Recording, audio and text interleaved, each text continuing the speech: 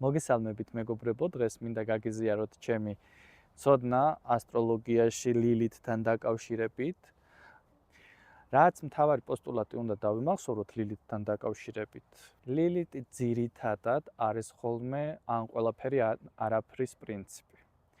ამიტომ მას ცოტა არ იყოს ფატალიზმი უყვარს.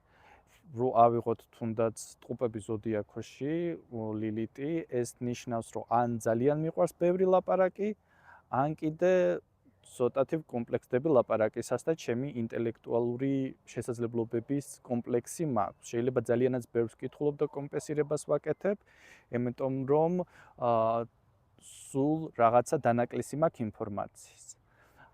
ამავდროულად, ვინაიდან ვახსენეთ ტყუპები, მინდა აქვე ავხსნათ და ესეც ძალიან მარტივად გავიგოთ, რომ ტყუპების მოპირისპირი ანტაგონისტი ნიშანი არის მშვილდოსანი და ამიტომ, როდესაც ლილითი ხვდება ერთ ნიშანში, ეს ყოველთვის ნიშნავს, რომ მისი ანტაგონისტი ნიშანი, ანუ მშვილდოსანიც აუცილებლად ჩართული არის. რაც ძალიან მარტივად შეიძლება კიდევ ერთხელ ხაზი გავუსვათ, ეს არის, რომ ტყუპები ასოცირდება ბევრ ინფორმაციასთან, სხვადასხვა წყაროებიდან, კომუნიკაციასთან, კომუნიკაბელურობასთან, ხოლო მშვილდოსანი უკვე მაღალი ხარისხის ინფორმაციასთან. და როგორ უნდა განსაზღვროთ ესენი? მაგალითად, ტყუპები მართავს სკოლამდელ განათლებას, სკოლის პერიოდ განათლებას, როდესაც ბევრ საგანს სწავლობთ სხვადასხვა სფეროებიდან, მაგრამ მშვილდოსანი ეს არის უმაღლესი განათლება უკვე. ანუ როდესაც მივდივართ და ჩვენ სპეციალობას ვირჩევთ იქ, სადაც ექსპერტები უნდა გავხდეთ. ტყუპების ზოდიაქოში ჩვენ ვართ მცოდნეები, ინფორმაციის მცოდნეები, მაგრამ თუ ამ ინფორმაციის ესე ვთქვათ, სფეროში, ინფორმაციულ ველში მე მინდა რომ გავხდე ექსპერტი, რა თქმა უნდა, აქ უკვე მშვილდოსანი არის საჭირო. ეს მოვაყოლე იმას, რომ როდესაც ლილითი დგება ან ერთ, ან მეორე შემთხვევაში, ეს არის, რომ გადაკაჩავს ხოლმე, ესე ვთქვათ, უკიდურეს ნიშანს. მაგალითად, ტყუპების ლილითი ისევ და ისევ ეს ნიშნავს, რომ ბევრი ინფორმაცია მინდა, მაგრამ შეიძლება მაგას უკვე პრაქტიკულად ვერ ვიყენებ. შეიძლება რაღაცა იდეოლოგიას, ესე ვთქვათ, ნახე, მშვილდოსანში გადავედი რაღაცა იდეოლოგიას ვცდილობ ჩავებღაუჭო, რაღაცა იდეოლოგიას ვავრცელებ, მაგრამ რეალურად არ ვიცი ამ იდეოლოგიის პრაგმატული რეალიზება. არ შემიძლია პრაგმატულად ეს გამოვავლინო უკვე შემდგომ ყოველდღიურ ცხოვრებაში, ვინაიდან ტყუპები ეს უკვე პრაგმატული, პრაქტიკული სწავლება არის. ამიტომ მაგალითად მინდა კიდე ესეთი რაღაცა მოვიყვანო, ვინაიდან მშვილდოსანი და ტყუპებს შევეხეთ. დღესდღეობით მშვილდოსანში მიდის ლილითის ტრანზიტი. ეს ნიშნავს იმას, რომ სავარაუდოდ უმაღლესი განათლება, რაც წეგან ვახსენე, დიდი გამადიდებელი შუშის ქვეშ არის ეხლა მოქცეული. როგორც ვახსენე თავდაპირველად, ლილითი ეს არის ან ყველაფერი ან არაფრის პრინციპი, ძალიან ესე ვთქვათ, უკიდურესობების მოყვარული არის. როგორც კი ლილითი გადმოვიდა მშვილდოსანში, მალევე დაიწყო თუნდაც ესე რომ ავიღოთ საქართველოში უმაღლესი განათლების რეფორმაციის ძალიან დიდი მნიშვნელობა და ეს მთელი ნებათა ღელვა ამოყვა ამ ყველაფერს.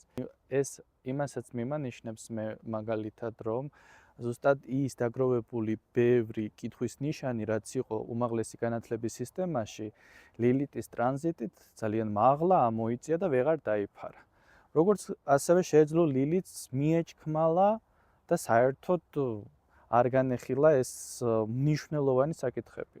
ფაქტი არის ის, რომ უმაღლეს განათლებაში რეფორმები შეიძლება საჭირო იყო, მაგრამ ლილიტური მოცემულობით ამას უკვე უტრირებულად აახლავს ეპატაჟი, სკანდალი, იდეოლოგიების ჯახი და ამავდროულად საბოლოო ჯამში თუ ავიღებთ ისევ ანტაგონისტ ნიშანს, ანუ პრაგმატულად აი ეს იდეოლოგია და ეს სურვილი როგორ შეიძლება გადავიყვანოთ რეალობაში, ეს ჯერ კიდევ კითხვის ნიშნის ქვეშ დგება.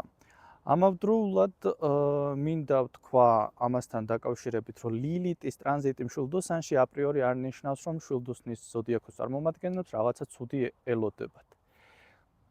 ლილითი ეს არის ფიქტიური წერტილი, რომელიც გაძლევს რაღაც აზრს, მაგრამ აზრი უკვე შენზეა დამოკიდებული ამას გააკეთებ რეალიზებას თუ არა. და რატო მაგალითად, ხო?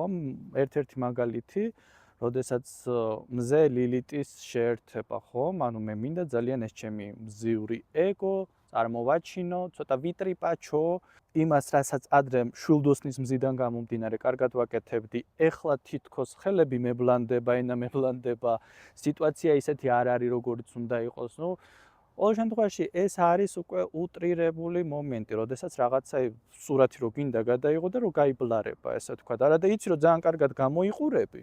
ერთ-ერთი მომენტი არის ზუსტად ის ლილიტთან დაკავშირებით, რომ ფოკუსს აბუნდოვნებს, ესე ვთქვათ რა. ეს მოცემულობა არის კიდე რატომ მნიშვნელოვანი, რომ გარდა იმისა, რომ თუ ადამიანს მარტო მზე ყავს მშვილდოსნის ზოდიაქოში, ეგ არის და ეგ.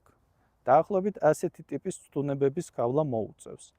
თუ მაგალითად ვენერა ყავს იქ, ეს უკვე შესაძლებელი არის პირად ურთიერთობებზე აისახოს. ვენერასთან შეერთება ლილიტის ეს უკვე გამოიწვევს პირად ურთიერთობებში, ან პარტნიორულ ურთიერთობებში ჯიბრიანობას, აი მე ვამბობ ესე, მე მინდა ესე გაკეთდეს, აი ჩემი აზრი უფრო მნიშვნელოვანი არის, ხვდებით? აი ეს ფაქტორი წამოიწევს წინა ფლანგზე. ამავდროულად ვენერა ვინაიდან თან ფულის და დოულათის სიმბოლო არის, ხო? ეს შეიძლება იყოს, როდესაც, აქამდე ვაგროვებდი, მაგრამ უცებ დავხარჯე. ან უცებ შემომეხარჯა, როგორც ძალიან კარგი სიტყვა გვაქვს ხოლმე გასამართლებლად, შემომეხარჯა. ეგეც ერთგვარად ლილიტის ცდუნება არის, როდესაც ვენერასთან სელფის გადაღებას ცდილობს, აი მან ზუსტად ეგ ცდუნება არის. თუ იცით თქვენი პირადი რუქა, და თუ ხვდებით, რომ ლილიტი ახლა უახლოვდება თქვენს რომელიმე მნიშვნელოვან პლანეტას, შეიძლება უბრალოდ ის კვირა ნახევარი, 2 კვირა ცოტა უფრო სუბუქად, ნარნარად, დაფიქრებით გაიაროთ, ესე ვთქვათ. მაგრამ თუ ამ დროს დააკვირდებით ალბათ თქვენ თვითონაც, რომ თქვენ თავს არ ეკუთვნით, ან ის რაც ადრე ხდებოდა ძალიან მარტივად, ეხლა არის რომ ძალიან გაწვეთებენ თითქოს რაღაცა აზრს.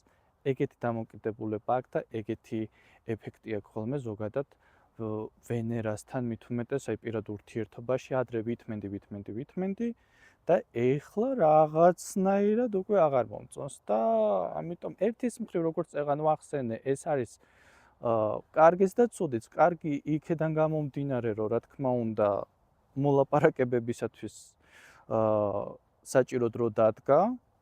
ცუდი უბრალოდ ის არის, რომ ამას არ უნდა მოყვეს ემოციების გაბუქება და მარტო ერთი მხარის მოსმენა, იმიტომ რომ ვენერა ზოგადად ნიშნავს კიდე იმას, რომ ორივე მხარეს უნდა მოусმინოთ და თუ მაგალითად ესე და ესე ვენერასთან არის ამ ლილიტის შეერთება, აქ ზუსტად ის პრინციპი მოქმედებს, რომ ერთი მხარე არასდროს არაა დამნაშავე.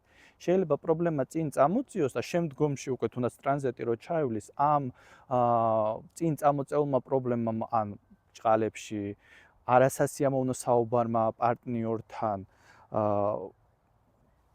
შედეგი მოიტანოს, მაგრამ რის ფასად ეგ არის ძალიან მნიშვნელოვანი. ამიტომ მაგასაც დაუკვირდით. მშვილდოსანი ძალიან დიდი ენერგეტიკის მატარებელი არის, იმიტომ რომ იუპიტერი მართავს და ძალიან ესე ვთქვათ, კარგი მადა აქვს მშვილდოსანს, როგორც ინტელექტუალური, ასევე შოპინგური და ამავდროულად პოზიტიურიც. მშვილდოსნის გვერდზე არ მოიწყენ, ან მშვილდოსნის გვერდით ყოველთვის იცი რომ ხვალმზე ამოვა, ჩიტები იჭიკჭიკებენ, ცხოვრება გრძელდება, პოზიტივი ძალიან დიდი და ოპტიმიზმი გააჩნიათ. და როდესაც ახლა მიდის ლილიტი მშვილდოსანში, აქ უნდა დავუკვირდეთ ხოლმე და ზოგჯერ თუ ცოტათი მოგეჩვენება რომ რაღაცა მუქდება, რაღაცა ფერებს ესე კარგავს ცხოვრებაში, გაივლის.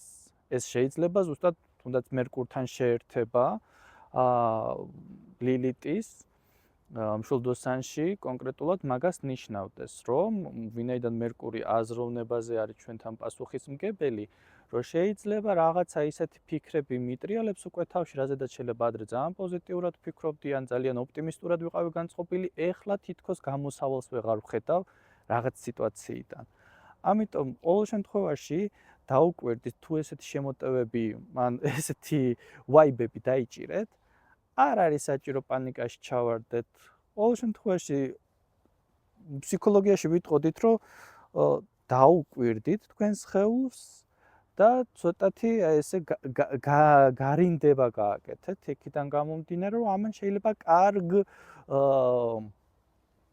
კვანტთან მიგიყვანოთ, რასაც შემდგომ თუნდაც თუ ვინმე ფსიქოთერაპიაში ხართ, ამას დაამუშავებთ მერე, იმიტომ რომ ლილითს უყვარს ხოლმე ჩვენი ჭრილობების სამავდროულად გახსნა, ან კიდე რაღაცების გახსენება, ძველი ცოდვების გახსენება და ამიტომ მე მაგალითად ლილიტის ტრანზიტს ან ლილიტის მყოფობას ამა თუ იმ ნიშანში, სახლში ან პლანეტასთან ესე ნეგატიურად ვერ განვიხილავდი, იმიტომ რომ ისევ და ისევ მედალს ორი მხარე აქვს.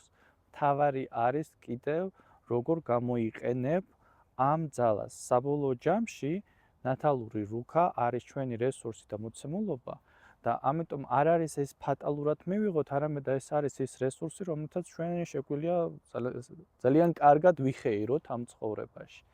და აქედან გამომდინარე, რა ვიცი, წარმატებებს გისურვებთ. ყველა მშვილდოსანს მოვუწოდებ, რომ ისეთი ბედნიერები იყავით, როგორც ამას თქვენ ნამდვილად იმსახურებთ და იყავით ისეთი პოზიტიურები, ჯანსაღად ოპტიმისტები და ყველაფერი აუცილებლად კარგად იქნება. წარმატებები.